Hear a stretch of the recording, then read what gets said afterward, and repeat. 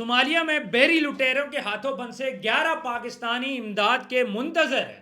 ان 11 پاکستانیوں کو کون بچا سکتا ہے، کون ان کو بچائے گا، ان کے ساتھ ہوگا کیا، لٹیروں نے ان کو کہاں پہ گرفتار کر کے رکھا ہوا ہے، آئیں اس ویڈیو میں یہ ساری چیزیں جانتے ہیں۔ تیل لے کر آنے والا جہاز آنر 25، یہ جہاز اس ٹائم پہ لٹیروں کے قبضے میں ہے۔ یہ اس جگہ پہ ہے جو کہ صومالیہ کی حدود میں آتا ہے، لیکن جس طرح پاکستان کے اندر علاقہ غیر ہے، وہاں پہ 9 کلومیٹر کا ایریا ہے جو کہ آپ اس کو علاقہ غیر کاؤنٹ کر سکتے ہو۔ لٹیرے کیا کرتے ہیں، جن کو ہم پائریٹس بولتے ہیں، اکثر آتے ہیں جہازوں کو لوٹتے ہیں اور اس کے بعد چلے جاتے ہیں، اور اس دفعہ انہوں نے بندی بنا کے رکھا ہوا ہے۔ ان کی کچھ ڈیمانڈ بھی ہیں، ابھی تک ڈیمانڈ واضح سامنے نہیں آئی، لیکن جہاز کو انہوں نے بندی بنا کے رکھا ہوا ہے۔ اور یہ تیل لانے والے جہاز ہے جی، جو مڈل ایسٹ سے آتے ہیں پاکستان میں۔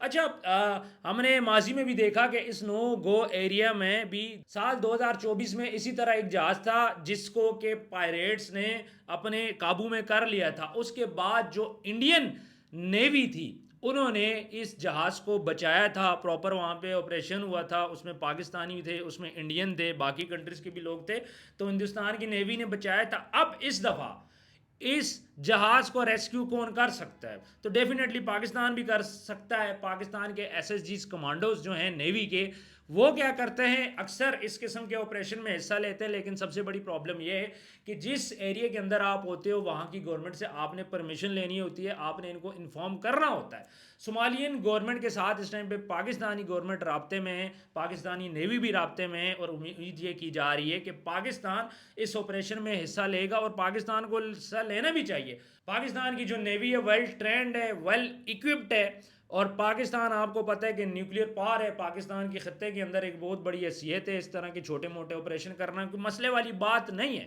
یہ جو پائریٹس ہوتے ہیں ان کے پاس AK-47 ہوتی ہے، گنز ہوتی ہیں، گرنیڈز ہوتے ہیں، چھوٹے چھوٹے راکٹ لانچر ہوتے ہیں، لیکن اتنا کوئی جدید اسلحہ ان کے پاس نہیں ہوتا۔ اور پائریٹس ہمیشہ اس لیے جہاز کو اغوا کرتے ہیں کہ بھائی کسی نہ کسی طرح کہیں نہ کہیں سے پیسے یا پھر اپنی مطالبات جو چیز ان کو چاہیے وہ منوائی جا سکے۔ اب یہ پائریٹس کہاں سے آتے ہیں؟ کیا یہ صومالیین ہیں؟ کیا یہ کسی اور کنٹریز کے ہیں؟ تو موسٹلی یہ افریقن کنٹریز کے ہیں، جو کہ پانی کے اندر رہتے ہیں، پانی کی تہ کو سمجھتے ہیں، مچھلی کھاتے ہیں، پانی کے اندر ان کا اٹھنا بیٹھنا سب کچھ ہوتا ہے، اور یہ اتنے ٹرینڈ ہوتے ہیں کہ پانی سے یہ ڈرنے والے نہیں ہوتے، ان کو اچھی خاصی سوئمنگ بھی آتی ہے۔ تو اس ٹائم پہ ہم یہ امید کر رہے ہیں کہ 11 پاکستانی اور مزید اس کے اندر بنگلہ دیشی بھی ہیں، انڈینز بھی ہیں، تو پاکستانی جو فورسز ہیں وہ ان کو ریسکیو کر لیں گی۔ لیکن یہ جو ایریا ہے، نو گو ایریا، کیا اس کا مسئلہ حل کیا جائے گا؟ کیا اس علاقہ غیر کو ختم کیا جائے گا؟ اور صومالیہ اتنا کمزور کیوں ہے؟